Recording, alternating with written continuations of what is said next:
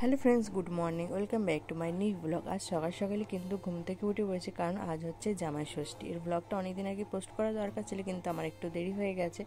তো কাল রাতে কি বলবো, একদমই ঘুম হয়নি, কারণ বর গেছিলো নাইটে ক্রিকেট খেলতে। তার সাথে তো মেয়েরও ঘুম হয়নি, আমারও ঘুম হয়নি, কারণ মেয়ে এক ফোঁটাও ঘুম হয়নি তার বাবার জন্য।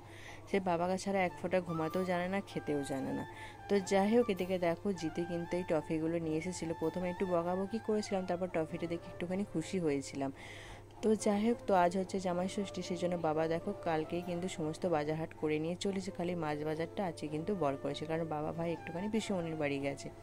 তো এদিকে দেখো পমফ্রেট মাছ নিয়ে এসেছিলো, ইলিশ মাছ, তার সাথে নিয়ে এসেছিলো চিংড়ি মাছ।